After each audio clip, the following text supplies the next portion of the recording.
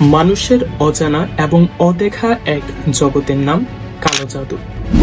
শতাব্দীর পর শতাব্দী ধরে এই শব্দটা মানুষের কাছে এক আতঙ্ক এবং কৌতূহলের বিষয়। আদৌ কি কালো জাদু সত্য, কিংবা কালো জাদুর মাধ্যমে কি আসলেই মানুষের ক্ষতি করা সম্ভব? আজকের ভিডিওতে আমরা জানব। প্রাচীন যুগ থেকেই একটা জিনিস খুব বেশি পরিমাণ প্রচলিত, কালো জাদুর মাধ্যমে মানুষকে নিয়ন্ত্রণ করা যায় কিংবা কালো জাদুর মাধ্যমে অন্যের ক্ষতি সাধন করা যায়। তবে এটা কতটুকু সত্য? কালো জাদু সত্যিই কি মানুষের ক্ষতি করতে পারে?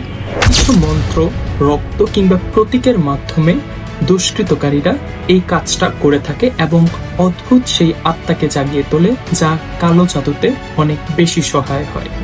দক্ষিণ এশিয়ার কিছু জায়গায় আজও কালো জাদুকে ঘিরে রয়েছে কিছু রহস্য। কালো জাদু সত্যিকার অর্থে সম্পূর্ণ প্রমাণ না মিললেও কিছু কিছু ক্ষেত্রে এই কালো জাদুর মাধ্যমে মানুষকে খুব সহজেই বশে আনা সম্ভব।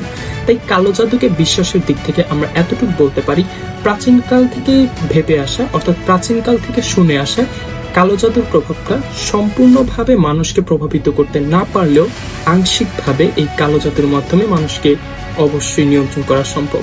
তবে এটার বিস্তারিত এখনো পর্যন্ত কোথাও মেলেনি। আপনি কি মনে করেন কালো জাদু কি সত্যি মানুষকে নিয়ন্ত্রণ করতে পারে? কমেন্টে জানাতে পারেন।